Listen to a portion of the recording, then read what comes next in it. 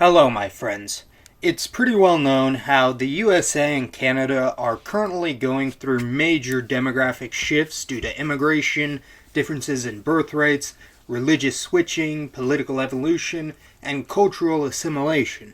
However, due to international apathy, the region of Latin America to the south is highly neglected to international discourse, mainly because everyone thinks they have this region of the world figured out.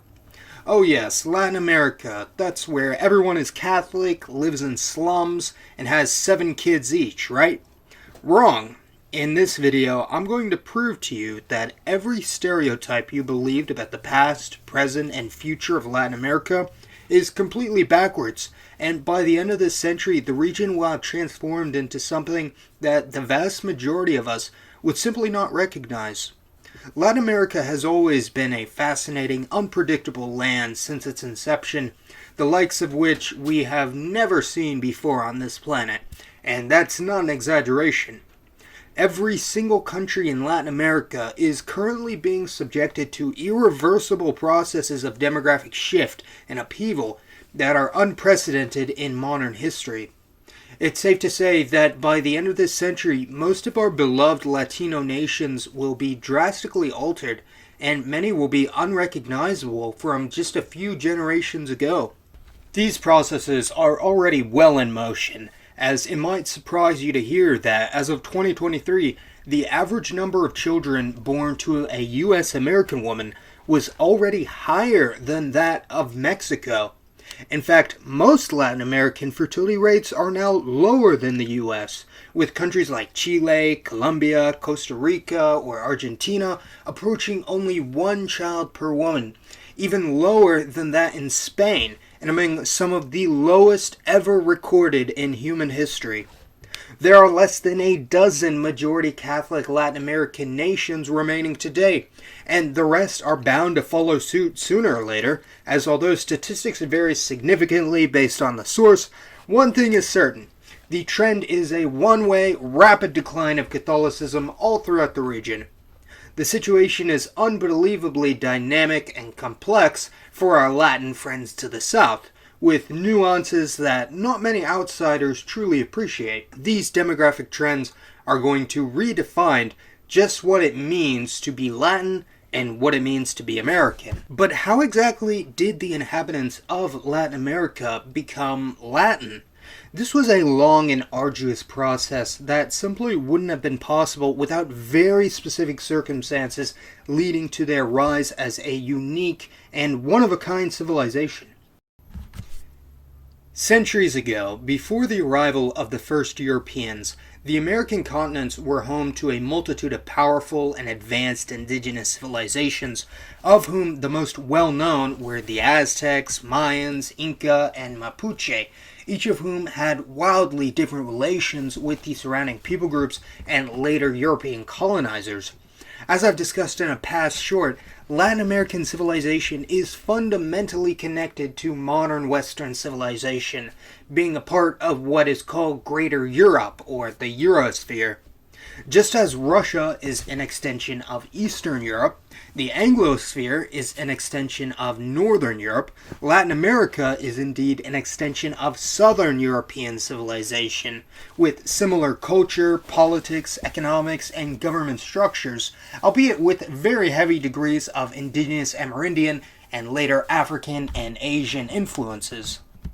No one knows for sure just what the exact pre-Columbian population of the New World was before European contact, but safe to say, certain regions concentrated in Mesoamerica and the Andes of South America were drastically higher in population density, technological development, and cultural sophistication. Ironically, these were some of the first regions of the Americas to fall under European domination.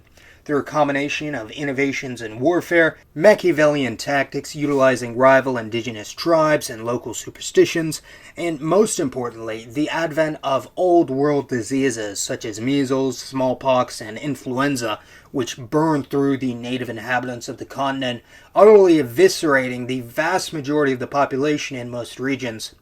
This horrific period of slaughter, enslavement, and pestilence in the 16th century laid the foundation for the rise of a brand new civilization and a new race. The first major outposts of Latin European civilization in the Americas were created in the Caribbean, or the West Indies as they were commonly known, and in many cases the conquistadors were utterly ruthless in their conquest and subjugation of the native population of Caribs or Taínos, who were enslaved en masse to work in various plantations or mines for the benefit of the Spanish crown. Following the extinction or mass depopulation of the vast majority of Caribbean islands, only decades following initial European colonization, African slaves were imported to replace indigenous slaves, and this resulted in a highly unique racial and cultural mix in the Caribbean islands and surrounding regions of the mainland. Intermarriage and cohabitation became the norm among Spanish males who settled in these newly created imperial settlements, leading to the formation of a large mixed-race population, for which the extensively complicated caste system evolved to implement a hierarchy for the new Spanish-American society. Over the centuries, the Spanish elite, American-born Spanish descendants known as Criollos, and the mixed Spanish population known as mestizos grew to form the backbone of Spanish-American society throughout the region, made easier by the fact that 90% of the indigenous population had been wiped out in only decades, and in only a century after first contact, the indigenous Taíno and Caribs of the West Indies were already functionally extinct. However, on the mainland Spanish colonies, although decimated, the Amerindians were still a substantial majority of the population, and the bulk of whom were well integrated into colonial society. This is in stark contrast to Anglo-America, where European settlers and their African slaves lived in communities largely isolated from the indigenous peoples on the fringes of colonial rule.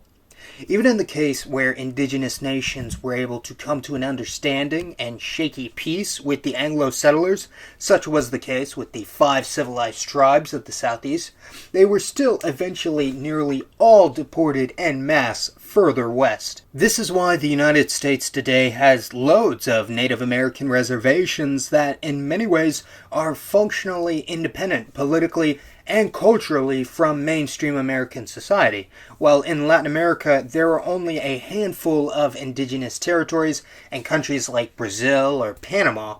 As in nearly all other Latin countries, the indigenous are treated just like any other citizen. So, for the most part, even though most of Latin America had a pretty explicit policy of racial discrimination, they haven't had quite the same ugly issues of racial politics and ethnic tensions as in Anglo-America. Again, mostly. There have been major conflicts that have brewed up between Hispanics and Amerindians throughout Latin America up to the 21st century, especially in southern Mexico, Guatemala, Peru, Bolivia, and Chile. Afro-Latinos have historically also faced severe discrimination, along with Jews, Muslims, Romani, and various Asian groups. However, today, due to the high degree of genetic, political, and cultural integration, these issues are not as prominent as they are in the rest of the Western world. This makes it extremely difficult to accurately describe and enumerate various ethnic identities in Latin America, as rather than having clear-cut distinctions as in the US, most Latinos lie on a genetic and cultural continuum. For most Latinos, race is really more of a class divide than an ethnic one, although there are exceptions to this, such as among African or Amerindian descendants, or select European immigrants that have retained a strong identity for one reason or another. Little distinction is made between the self-identified white and mestizo populations in everyday life, largely lying on the same continuum of shared ancestry, as, for instance, there is functionally no difference between the dialects of Spanish they speak, while Afro-Latinos and Amerindians generally do have more distinguishable assets in Spanish, sort of like it is in the US. However, even within these select racial groups, there is a high degree of diversity, with major differences between the English-speaking Afro-Creoles and the Spanish-speaking Afro-Latinos. Italian, German, British, and various Slavic descendants all retain their own cultural quirks in the present day. Although, much as in Anglo-America, there has been an immense degree of intermarriage and societal diffusion between them. And all these groups come together to contribute to the melting pot that is Latin American culture. Indigenous peoples such as the Nahua, Maya, Quechua, Aymara, or Mapuche also cling on to their traditional languages and cultural practices, although nowadays the indigenous population, particularly those in urban areas, are rapidly assimilating into the Hispanic majority, with native tongues generally only preserved in more rural, older, or isolated communities. Even though a majority of Peru, Bolivia, and Ecuador's populations all identify as mestizo today, this is largely due to cultural assimilation, as genetic studies have shown that many self-identified mestizos in this country are almost entirely of Amerindian ancestry and have simply become Hispanicized over the centuries. This can be seen in a country like El Salvador, which before the 20th century had a significant and diverse Amerindian population. But following mass persecution and conflict, the vast majority were either wiped out or completely absorbed into the Hispanic population. And in the present day, only 1% of Salvadorians identify as Amerindian, even though many times this number are genetically indigenous. Comparing this to neighboring Guatemala, where 40% of the population identifies as indigenous, and the majority continue to speak Mayan languages today, they are ethnically and culturally distinct from the majority Latino or Ladino population. My own girlfriend has 4 native Quechua-speaking grandparents from the Andean highlands, although she was born in Lima and doesn't speak a word of it. She does have at least one Spanish ancestor from way back and identifies both as indigena and mestiza, but more generally simply as Peruvian and Latina. So even though the indigenous population currently has a significant higher birth rate than the general population, their fate is to eventually be absorbed by the mestizos. Sadly, in only a few generations, many of the smaller indigenous languages and cultures will be washed away completely, with many tribes having fewer than 100 members left. The one undeniable unifying factor for Latin American culture and identity would be their language, Portuguese for Brazilians and Spanish for Hispanics. But even then, the situation is a bit more complex than one might imagine. Nearly all immigrants to Brazil have since adopted Portuguese as their native language, although regional minority dialects such as Hunsrück German or the Venetian Italian dialect are still spoken natively by a significant proportion of their descendants, numbering in the millions in small pockets scattered across southern Brazil. Similarly, the vast majority of immigrants to Hispanic America have also adopted Spanish as their mother tongue, but small enclaves of German, Ukrainian, Italian, Croatian, Russian, and even Welsh speakers still exist throughout the area. Quechuan dialects are still spoken by many millions of individuals in the Andean region, although as mentioned, most of those who migrate to major cities or other predominantly mestizo areas have since abandoned their ancestral tongue, as Spanish continues to encroach further and further into the formerly pure indigenous Amerindian heartlands of Ecuador, Peru, and Bolivia. Paraguay was also a notable exception to this trend, as up until recently a large majority of the population were Guarani-speaking mestizos, despite the ethnic Guarani population consisting of a tiny proportion of the Paraguayan population. However, even in Paraguay, native Spanish speakers have now surpassed Guarani speakers, mostly due to further integration with the surrounding region, widespread urbanization, as well as the mass proliferation of the internet, even though the vast majority of Paraguayans continue to maintain bilingualism in both tongues to some degree. If this trend continues, it's possible that in only a few generations, Paraguay may join the rest of Hispanic America as mostly monolingual Spanish speakers, although Paraguayans have an extremely proud and distinct identity, wishing to maintain their unique cultural heritage. Greenland is almost like the anti-Latin America, meaning instead of the indigenous population assimilating into the European descended community, Europeans descended into the indigenous community, which is why nearly 90% of the Greenlandic population speaks the Inuit language to this day, by far the highest proportion of indigenous American language speakers of any region or nation in the American continents. The Southern Cone is an interesting case, as unlike Mesoamerica or the Andean region, there weren't really any major pre-Columbian empires here, and population density was significantly lower, and after independence, the temperate climate and welcoming immigration policies saw a massive influx of Europeans and Middle Easterners into the region, completely transforming it. It shouldn't really be a surprise that, as the most European region of Latin America, the Southern Cone is also generally the most similar to Southern Europe, being the most westernized, developed, secular, and progressive region of Latin America, although to call it politically or economically stable would be a bit of a stretch. Judging by these demographic trends, the genome of the average Latin American is going to become far more indigenous than they currently are now. And since even the heavily European-dominated Southern Cone is a magnet for migrants from other parts of Latin America, the regional, genetic, and cultural discrepancies will gradually be eroded.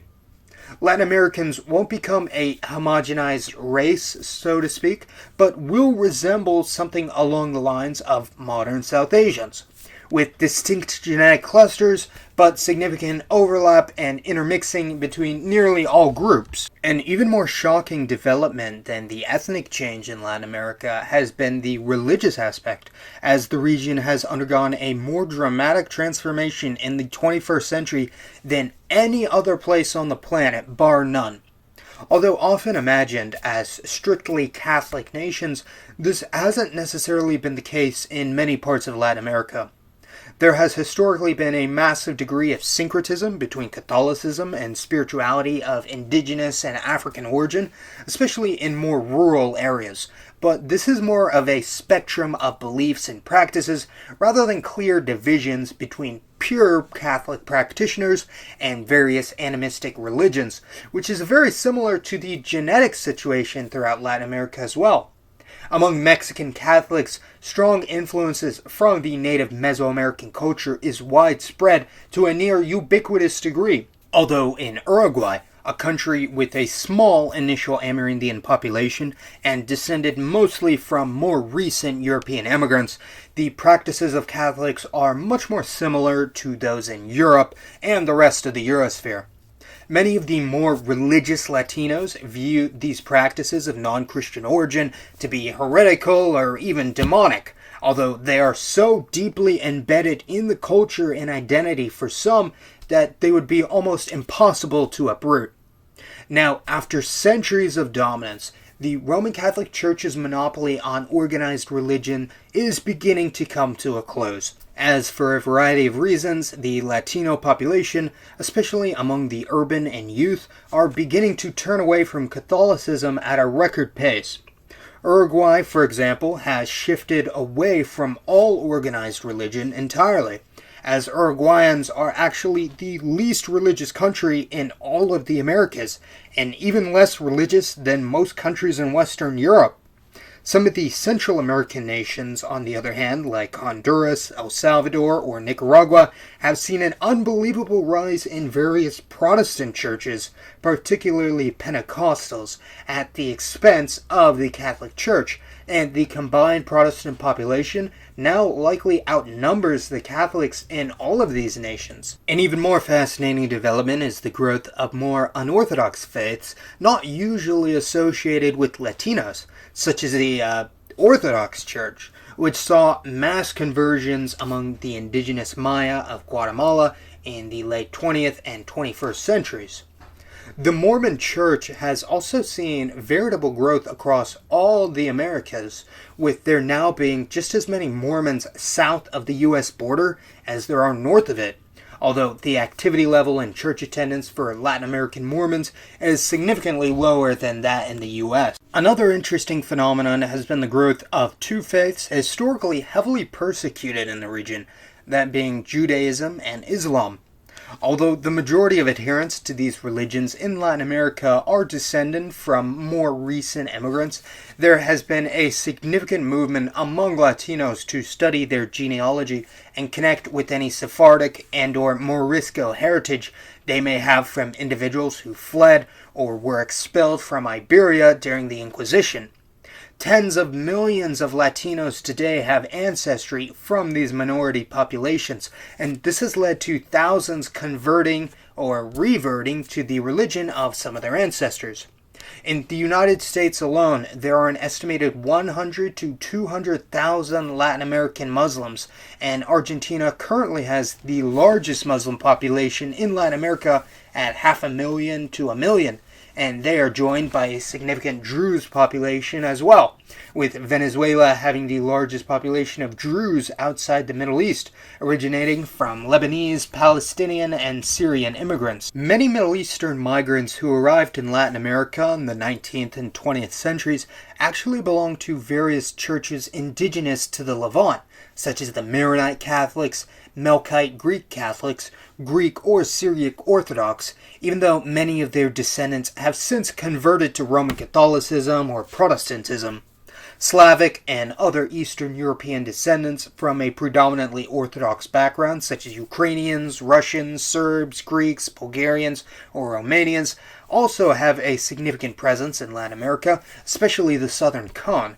But since they really don't actively evangelize, the traditional Orthodox immigrant communities in the region are currently in rapid decline, being mostly elderly, insulated, and treated more like ethnic social clubs than anything. Other minority faiths include various African-influenced practices such as Santeria, Voodoo, or Candomblé that remain quite popular among many in the Afro-Latino diaspora and have also spread to the general population as well. The Baha'i faith has taken root in many Latino countries, especially for various indigenous minority groups who view Christianity as a form of European cultural dominance. Lastly, let's talk about one of the most important factors when discussing demographic developments and evolution, that being the birth rate, or total fertility rate, TFR. Ever since its inception, Latin Americans have been world-renowned for their truly remarkable and robust fertility.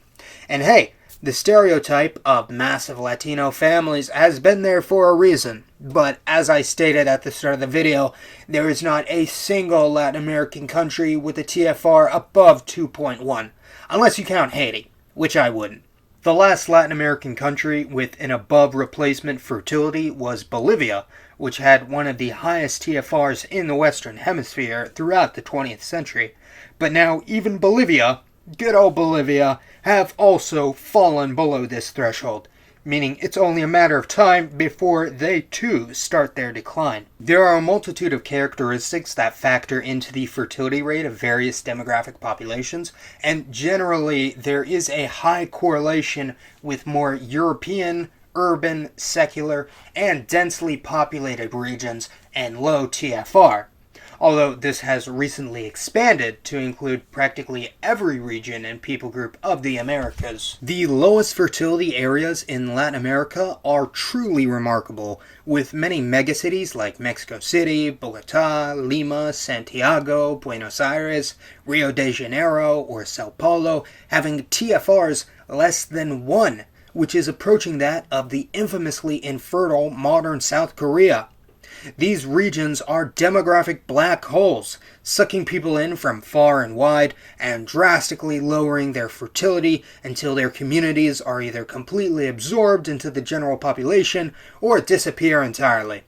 It's basically like Mouse Utopia on steroids, and arguably they are in a far worse position than even those in major US American cities, as really, this is more of a double whammy, as it may surprise you to learn that nearly every single Latin American country has a higher proportion of out-of-wedlock births than the US or most Western European countries. So not only will future Latin American families be much smaller, the children will also have to deal with a higher proportion of broken families and single-parent households, which on average lead to drastically reduced life outcomes for virtually every metric of prosperity and success there is to measure. So much for their traditional Catholic values, right? Just goes to show that stereotypes are often wrong, and sometimes massively wrong, and can easily shift across only a single generation. The recorded TFR of Brazilians is now roughly on par with that of Portugal, and the white Brazilian TFR is even lower than that. The only Mexican state with a TFR above 2.1 is currently Chiapas, the state with the largest indigenous population, and even then it's just barely. And this will almost certainly fall below the threshold within the next few years. Venezuela currently has a much higher TFR than many of its peers would imply, no doubt due to the artificially lowered standard of living and development. However, this is offset by a shockingly high emigration rate, with nearly 8 million Venezuelans scattered throughout the rest of Latin America, and hence the Venezuelan population has barely grown in the past 2 decades, and the TFR of the nation is bound to catch up, or catch down, to its neighbors sooner or later. Ethnic and regional variations in fertility, such as that between the Amerindians and the general population, will also play a major role in their evolution and development as well, although these factors will gradually subside as time goes on. I don't want to end this episode on too much of a downer, as the future of Latin America is actually looking very bright in many regards, not least of which is the explosive economic growth experienced by nearly every nation in Latin America in the 21st century. Some people may try to exaggerate and fearmonger a bit by claiming that Latinos are going extinct due to these aforementioned grisly statistics, but don't worry, they're not disappearing. They're simply changing. Like much of the Western world and most other regions of the planet, Latin America is currently undergoing significant demographic changes that, although largely ignored by most U.S. Americans in the outside world, will have a profound impact on their religion, culture, genetics, and economics that will drastically alter our perception of them by the end of the century. And to a certain extent, they've already undergone an unprecedented transformation in just the past few decades alone. So please, let me know which one of these facts regarding the Latin American demographic revolution were the most shocking to you, how you think the situation may continue to evolve in the near future, and which aspects of these demographic changes you find to be the most fascinating. As always, this has been Mason. Thank you all so much for watching. Hasta luego, mi amigos.